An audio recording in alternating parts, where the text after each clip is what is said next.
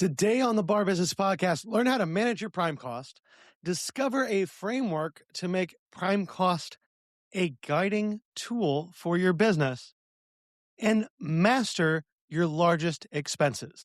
Hello and welcome to the Bar Business Podcast, where we help bar owners increase profits, attract loyal guests, and simplify operations so you can avoid burnout and finally enjoy your life outside of your bar. I'm your host, Chris Schneider, the Bar Business Coach. The Bar Business Podcast is brought to you by QuickSpec. And full disclosure, I'm a co-founder. We built QuickSpec to give you back your time and help you work smarter, not harder. QuickSpec connects your POS data, layers in real-world context, and gives you actionable forecasts and KPI dashboards that allow you to make data-driven decisions so you can spend less time guessing and more time on what matters. Staff smarter, order better. Stop planning for rushes that never show up or getting caught off guard by the ones that do. When you make decisions based upon real data, not guesswork, you get your time back and your team runs smoothly. Check it out at quickspec.com. That's QUIXSPEC.com. And make sure to sign up for our early access program on the homepage. So lately on the podcast, we've been talking about a lot of non-financial topics, but we're going to turn back to those in the next few weeks. And I want to get started just by diving back in on prime cost. I think for a lot of us, prime cost is something we think about on a regular basis. A lot of bar owners use prime cost to manage their managers, to give them bonuses, to help incentivize them. And prime cost really is one of those key metrics that we talk about a lot. But around prime cost, there is, honestly, quite a lot of difference between one spot and the spot down the road. How it's calculated, what's included, and what we can do with that number because of what it contains. So when we look at prime cost, most of you are probably tracking it. I don't know if you're managing it, though.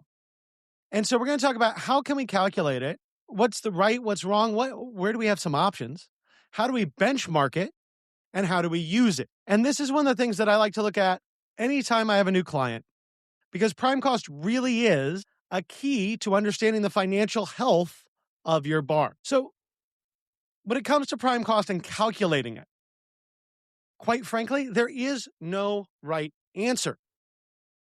And we'll get into that in a second. But in general, prime cost is going to be the sum of your cost of goods sold and your labor cost. Now, that sounds pretty simple, right? Cost of goods sold plus labor cost. Why is there no right answer, though? Because some bars include credit card fees. I do when I work with clients. That doesn't mean that not including them is wrong or including them is right. It's a choice. For some establishments, they're going to include paper goods. Now, should paper goods be in your cost of goods sold? Well, if you're a college bar and on the weekend you only serve beverages in plastic cups because you don't want to break the glassware, then yes, it should be included. But if you only are using plastic cups for special events or styrofoam cups, say, for to-goes, it probably shouldn't be. But the big thing here is it's labor plus cost of goods sold. Now, there are two mistakes I see very, very often. Either, as the owner, you're including things like draws, which are distributions, not a salary, or you're excluding yourself altogether, even if you are taking a salary. If you are on payroll, you count towards prime cost. The second mistake that I see quite frequently is using your purchases instead of your cost of goods sold. And we've talked about this when we've talked about inventory multiple times, but cost of goods sold is beginning inventory plus purchases minus ending inventory. Beginning inventory plus purchases minus ending inventory. You want to actually only measure what you've used, not what you've purchased. And for a lot of us, especially if you don't have a complex inventory system and you're not tracking your inventory well, you're looking at purchases rather than actual cost of goods sold. If your inventory is sloppy, your cost of goods sold will never be correct. So you need to have a good inventory system to get that proper cost of goods sold to calculate out your prime cost. Now, like I said, because we can include or exclude different items here, this is going to look a little bit different, everyone, from one bar to the next. So how do we benchmark this properly? Now, most conversations, and even I will say, it needs to stay under 65%, or, depending on what's in it, we should be between 50 and 60%. Generally speaking, if we're including things like credit card fees, I'll say under 65. it's 55 to 65, 50 to 65, somewhere in that range is where we want to live. When we just look at that metric, what we're not asking ourselves is this a good prime cost for you, for your establishment, for your business? Because trust me, I've seen bars before where labor is significantly lower than you would expect it to be. We're not talking 30% labor costs, we're talking 18. Does that happen often? No. Is it possible? Absolutely. And if you're structurally set up to run a 52% prime cost and you run a 58% prime cost, you go, well, that's way under 60. I'm doing great. But maybe you're not, because you're actually structurally, you should be doing a 52% prime cost. So you want to benchmark against where your own numbers should take you. Now, that can be hard to calculate sometimes, but if you have things like a lot of overtime, if you have overscheduling, if you have spoilage, your prime cost is higher than it should be. So we can't just look at that prime cost number to benchmark it. Volume also comes into play, and your level of service, what you're doing. So we've talked about this before, but when we look at something like cost of goods sold, if you're mostly selling well drinks, cost of goods sold is going to be a lot lower than if you're mostly selling really high-end bourbon. And if you're selling really high-end bourbon, it's very possible that on most your products, you're structurally set up not to have a 18 or 20% liquor cost, but a 40 or 50% liquor cost. Because a well drink that I have an 18% cost on, maybe I'm making $4 as my gross margin.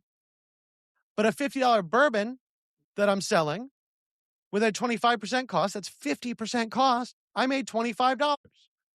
So the contribution margin versus contribution dollars conversation has to come into play here when we're looking at prime costs.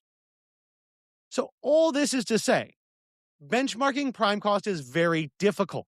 And I would, yes, if you're over 65%, look at it. If you're over 60%, look at it.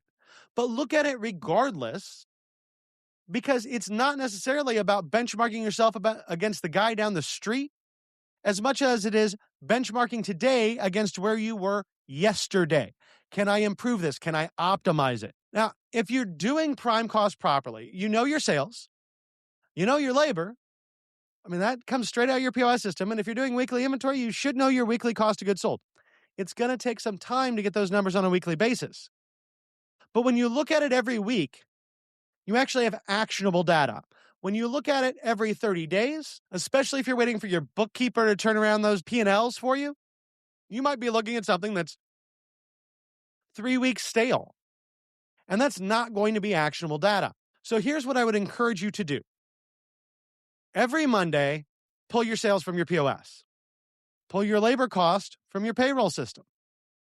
Do a quick spot check of your inventory.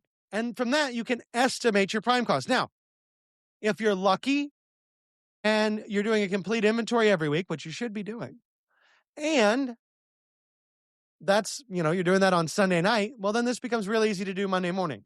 If you're doing your inventory on Wednesday, I would encourage you to pull your prime cost numbers on Thursday so you can look at that last 7-day period. When I talk about using it as a weekly tool, don't be caught up in the days of the week, but look at when makes sense for your business to give you actually actionable data. Now, there are two things I would watch when you do this analysis. The first one is if you see a labor spike of more than 2%, I would dig into it. Look at, did I run high overtime? Was I overstaffed? Did I anticipate my weekend properly? Or did I have a gross overstaffing and then I was slower than I thought it would be because of some weather event? The other thing I would look at is if my cost of goods sold spikes more than 2%. That could be waste, that could be overpouring, that could be vendor pricing changes, that could be a lack of staff training. But anytime I see a 2% or greater increase week over week, I want to dig into that. I want to figure out why. Now, just for you guys for this week, here's something I would encourage you to do. Pull your last 4 weeks of sales, pull your last 4 weeks of labor, calculate your prime cost for the last 4 weeks. Not a monthly number, but do each week separately. Look at which week was the worst. That week is going to tell you something. And then so I want you to dig in that week and figure out, why was this my worst week? It could be weather. It could be events. It could be a road closure. It could be overstaffing that week. It could be any number of things, but I want you to drill down and figure out, why was this a problem? Because once you know why that's a problem, then you can go and set up a system to make sure that that problem doesn't happen again.